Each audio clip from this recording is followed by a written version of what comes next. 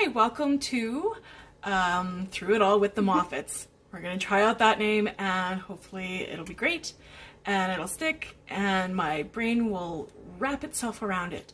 One of the things that I've learned as of late is that I'm supposed to look higher than the screen because then it shows me more looking at you than the screen. So I'm going to try that. And yeah, hopefully it works out. Right now I'm not looking at the screen at all, so hopefully I'm not wandering. Melody, if you're looking at the screen, am I looking at the people? Yes. Awesome. Okay, so another wonderful thing is that my friend Maureen reached out to me because she has the same selfie lamp, and she asked how I was plugging it in. And I thought it was a no-brainer. It has a USB end, so I plugged it into my computer. Clearly, that is not actually what you're supposed to do. You're supposed to use either those little battery packs or a plug with a USB, and then you plug it into the wall. So I tried it, thinking that I had already actually tried it, but I'm just going to give it a whirl anyways. And it works! It works! I have a selfie ring! So now I have to make sure that I'm not looking too high, because now you see that I have these wonderful little glare circles. So I have to look a little bit further down. And I have done the trick of raising the light higher, because if it's lower then it's there. See now, ooh, it's a dance party, folks. Oh, sorry, squirrel. Today we're going to talk a little bit about Easter and our traditions. I've got Melody here. What have we started to do? Boiling the eggs And why do we boil the eggs? so we can paint them. Yes, but could we not just paint the eggs without boiling them? Yes. But what often happens? I don't know. We crack them. And then stuff would ooze out everywhere. And to be honest, usually even with them being hard boiled, they still break and crack. But now they don't go everywhere. So yeah, we're gonna boil them. And yes, there is a lot of eggs in the pot. We don't like to just do one. We usually do about 3, and it's a family event. Even the big girls like to do it. So you might get to see them. Shh, don't tell them. And we may even have a special guest joining us. So that's one of our traditions, and we showed you our Easter garden. That's right. We have not had grass sprout yet, but I think it does take a while. We've come to a bit of a snag with that. And that is, we don't have a spritzy bottle in the house. It seems it's disappeared yet again, which is why I always buy it from the dollar store. And we went to the one here in town, but they did not, they were out. So we haven't made it into the city yet to get a new spritzy bottle. So we've tried, I have this little end from a trial Norwex bottle. And so I'm spritzing it with this little tiny spritzer, and it's just not doing the job. Anyways, aside from that, it'll happen. I'm trying to fill up the underneath part in hopes that it'll just keep absorbing higher and higher and higher, and hopefully the top will grow. It'll get moist. We'll see how that works. I'll let you know. Going to the city tomorrow because we're going to the zoo.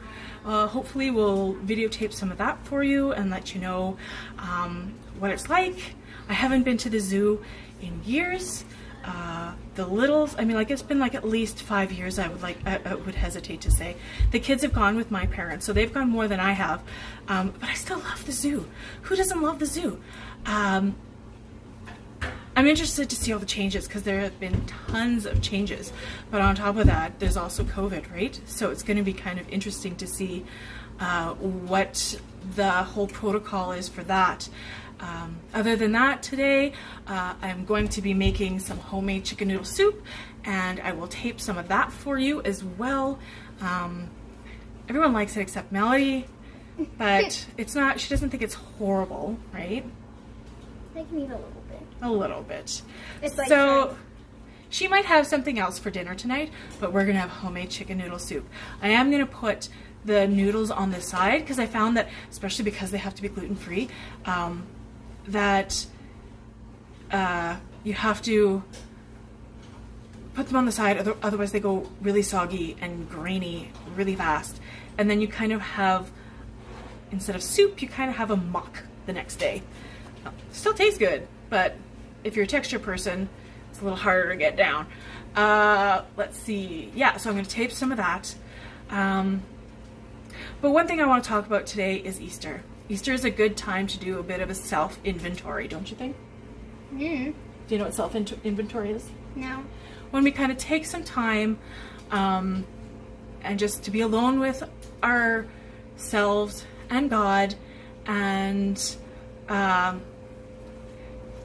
pray about ourselves and what we are doing, where we're at. Is there anything in our lives that God would not like to see? Do we swear? Do we punch our brother? Do we...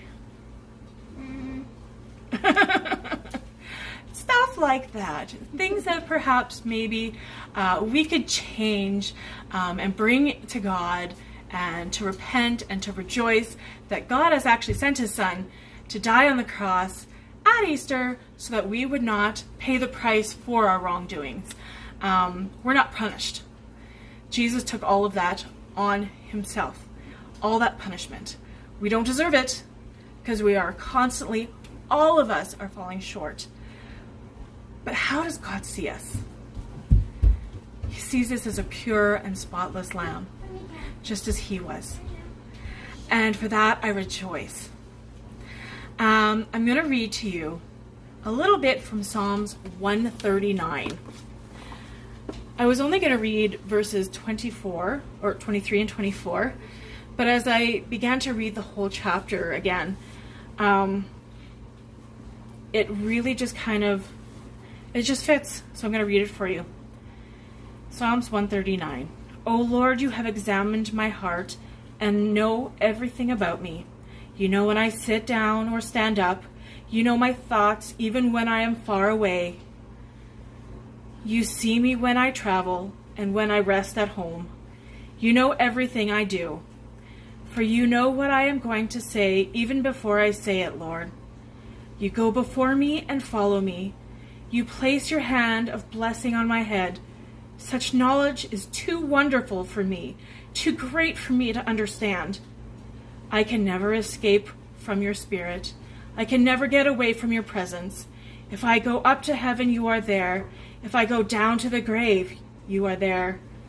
If I ride the wings of the morning, if I dwell by the the farthest oceans, even there your hand will guide me, and your strength will support me. I could ask the darkness to hide me, and the light around me to become night. But even in the darkness I cannot hide from you.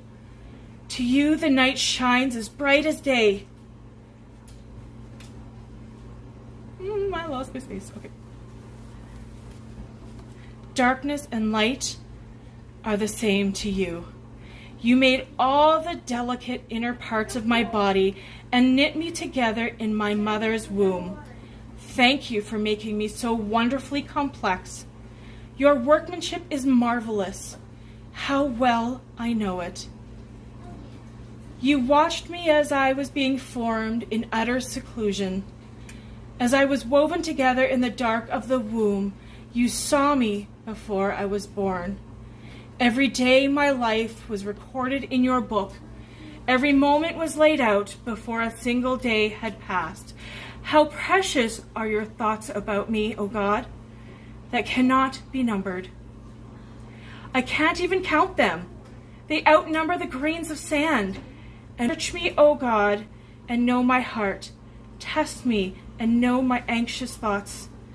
Point out anything in me that offends you, and lead me along the path of everlasting life.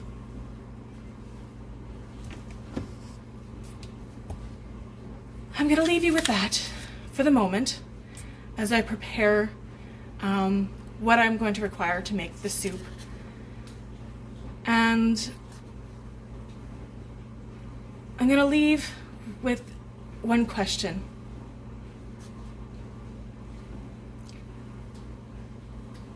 A fun one at first.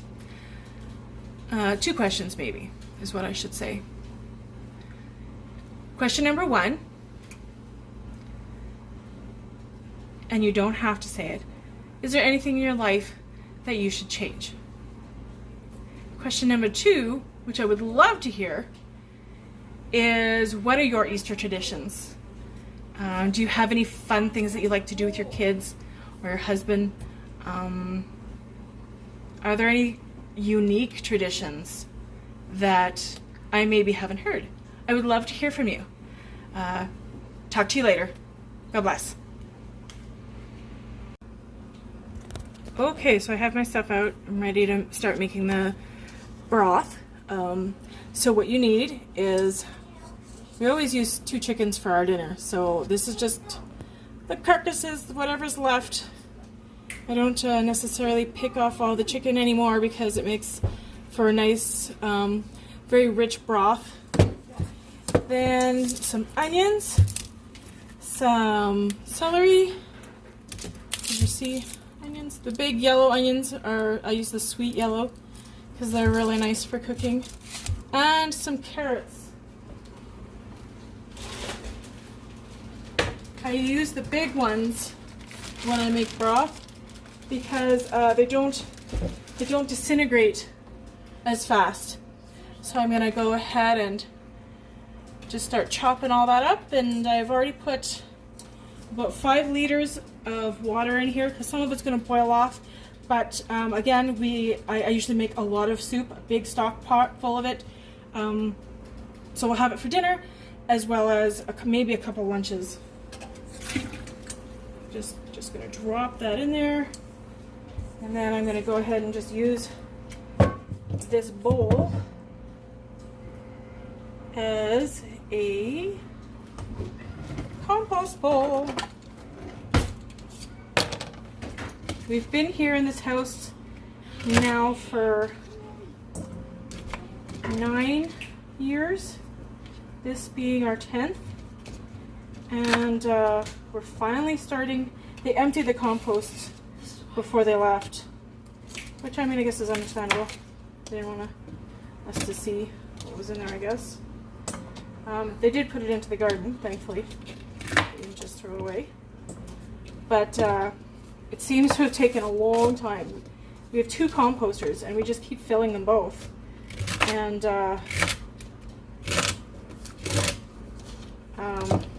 yeah, they just keep going down and down and down. I just coarsely chop it because you don't want it, again, to turn to mush.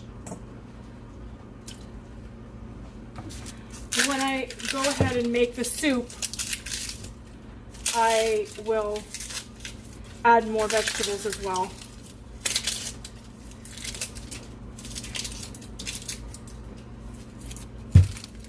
Oh, there's noisy business here. Sorry about that, folks.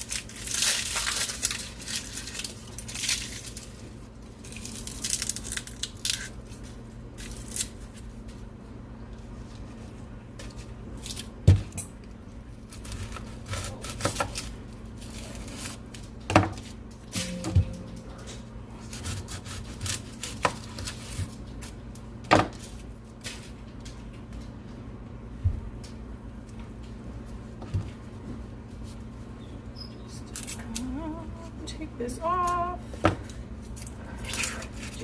Do.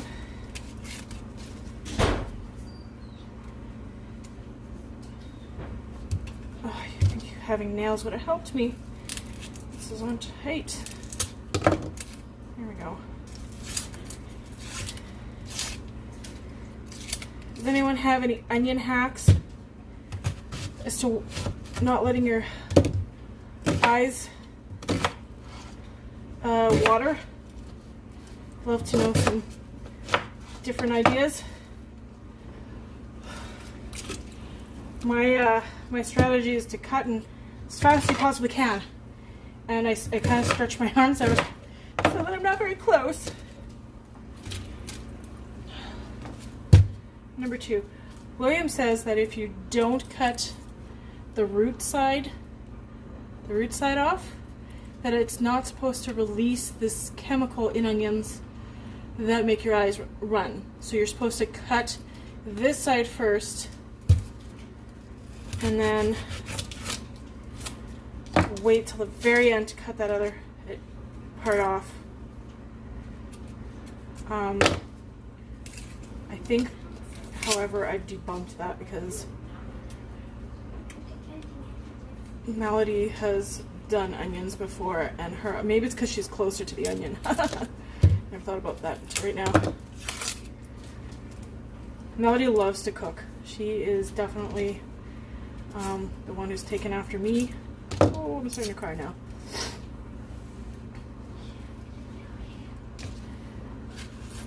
It's always very emotional, you know, when you make homemade soup. Oh, yeah. Work with me. Work with me.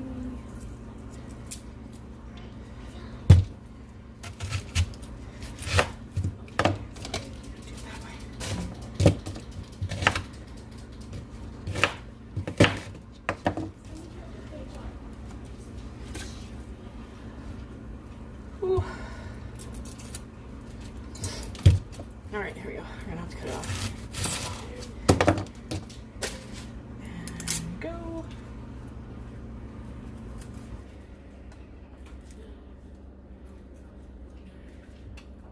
Really, I could probably just, because I go and strain the broth after this, so this probably wouldn't end up in there anyways. Oh, recipes. Yay!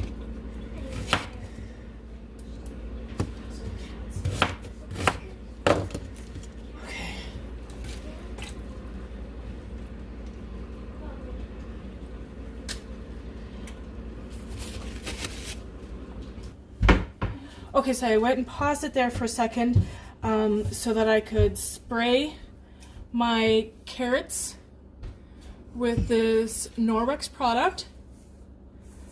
And it is for fresh produce wash. I sell Norwex, so if you need any of this, let me know below and I'll order some for you. And some people might think, well, why do you spray your carrots, because aren't you going to peel them anyways? I don't actually ever peel my carrots. What you do is you spray this on there, you leave it for 3 to 5 minutes, then you use their Norwex fruit and veggie cloth, and it's got like a rough side, so it takes off all the dirt. And I know that because of this wash that it's cleaned it well enough that there's no germs or bacteria, and then you just rinse it and dry it with the soft part of the cloth, and then it looks like you've literally have a peeled carrot. So one of our newer traditions, because we don't often buy these big carrots, I'm a little bit spoiled and I buy the pre-washed little baby carrots for dinners and veggie plates and whatnot. But when you're making soups, these are better because, again, the carrots don't disintegrate, and they really are a wonderful, wonderful taste. But the kids came up with a new tradition, and so they're gonna demonstrate. And this is Alex's. Here we go. Can you see? Nope, they can't see. How do I do this? No, she's gonna whack your head. Oh, come, each stand on one side. There we go. Ow! Ow. Go pick it up, Alex. You did it. That's gonna have to be washed again, buddy. Yep. My turn. Okay, Pat's turn. So you gotta hold it nice and tight. Ready? Make sure you say the sound. It doesn't work as well. No, it does. Then do it. Oh, nice, clean. Good job. My turn. This one. That one? Yes. Hi-ya! Good job, Mom. Cat. Well, you Other than Cat dropping it, that was probably the best. No. You can't just hold it like Okay. this. Thanks, guys. You're welcome. I mean, Alex. What? You're gonna wash the carrot, right? Sure. Oh, kids. So now I'm gonna go quickly again. Just coarsely chop them up. I do take the end off.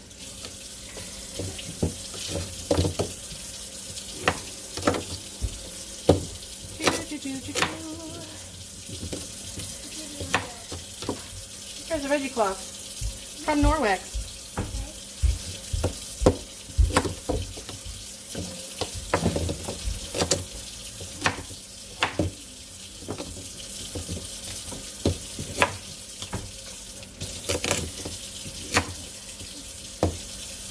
Thanks, bud. You're welcome. And I'm just gonna throw them in there.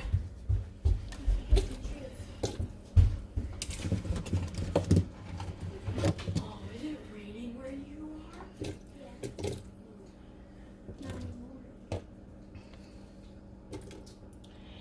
And I'm gonna throw in some Epicure minced garlic. And as you guessed it, I also sell Epicure.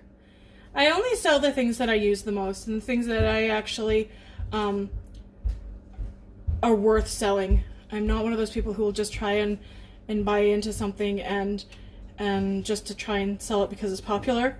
I use this stuff on a daily basis. It's part of our lifestyle, part of making not just a cleaner world with the help of Norwex, but a cleaner body with the help of Epicure. Everything is gluten-free, which is why I originally started selling Epicure, because all the spices, you'd be surprised at how many spices out there actually contain gluten in their spices or may have come in contact with gluten. I know that they're all natural products. There's no, there's salt conscious, there's sugar conscious, there's, it's all peanut free. So I have a niece who has a peanut allergy. I know that it'll be safe to use in anything I cook when they're over. And yeah, it tastes good. And I know that if I don't have fresh garlic in the house, that I can just throw some of this in there. I mean, they have all kinds of spices, as well as cookware. People bug me because the cookware is purple, like the spoons and whatnot. And I didn't start selling. I didn't even know their color was purple. I know I'm talking with my hands right now instead of my face, but I'm moving around too much to actually, keep it on my face. So now we have lots of stuff in there. Ooh, can we see in the pot? So now I'm gonna let that boil and simmer, and then we'll strain it, pick off the chicken, and start making our actual soup. That's when I'll add more spices and stuff. This is just to make the stock, the broth. See you in a little bit. Hi, we're back and the stock is done. Let's take a look at it. I've gone ahead and added some parsley. Can you see it? Maybe some parsley, some pepper, some salt, a little bit of broth flavoring. We have Melody here and Kat. Hi. And they're going to help us chop up the vegetables for the actual soup. Now I've already gone ahead, and these here are actually from the stock. They didn't disintegrate at all, and they're actually like the perfect texture. They're not mushy at all, but they're nice and soft. So we're still going to just chop those up and add them because we like a lot of vegetables in our soup. Yeah. Okay. So how big am I cutting them? Not smaller than that. Hmm? Yep. Just nice slices. Make sure we're kind of going off the board here. Watch your fingers. Edith. Hunger Games. Sure, you can get the celery. We like to share jobs here. So I've also gone and, while she's doing that, I've gone and separated, we had leftover chicken as well. So I've gone and separated it from the bones and made it all nice and small, so it'll be perfect for, we can just dump it right in. And I'm just gonna go ahead and do that right now. I guess I should also mention that I strained the broth or stock, whatever you want to call it, prior to me adding the seasoning, because no, because we're just gonna add the vegetables right away. I want to make sure that there was no bones, so I went and strained it first.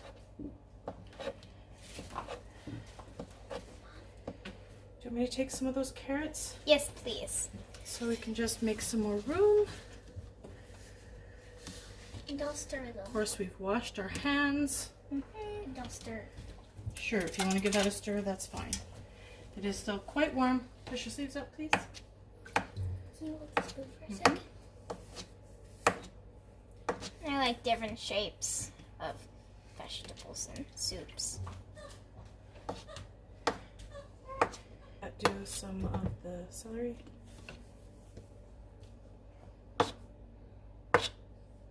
There we go. Wait.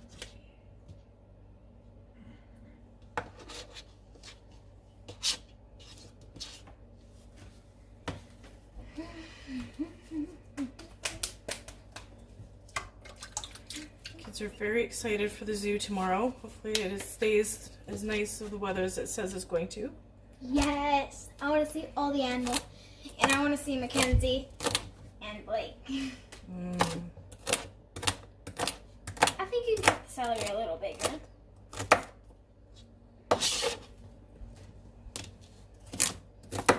You do it faster if you do 2 at a time.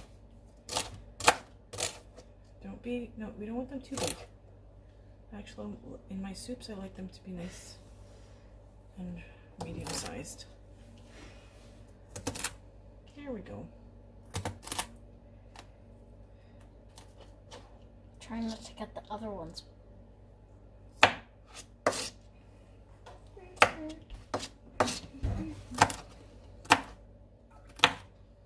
That's bad cut. That's fine.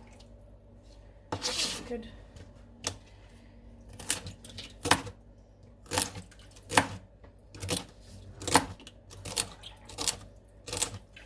Whoa. Getting all wild there, cowgirl. I'm better at slicing than actual cooking.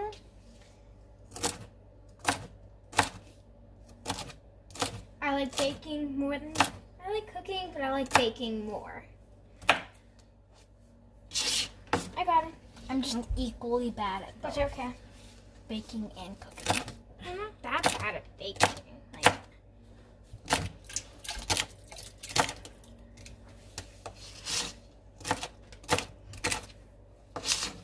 did you know celery floats in stews? So it's cooked, yep.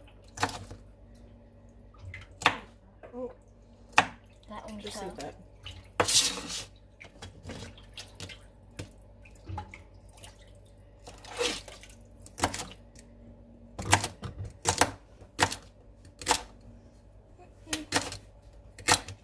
Are we also gonna cut the fresh ones, not the cooked ones? Yep.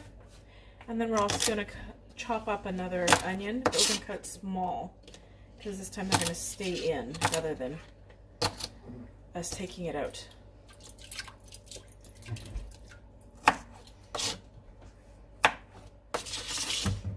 Can I start cutting these? Okay, so I've added all the vegetables, and now it's just going to turn the heat back on. And oh, we've taste tested already, and it's I've gotten the approval, and it actually does taste really, really good. And tomorrow I'll make some pasta. I'll make gluten-free and regular, and they'll just add it to their own bowl of soup, and that will be our dinner. Thanks for joining us today on all through it all. with the Moffats. Talk to you later. God bless.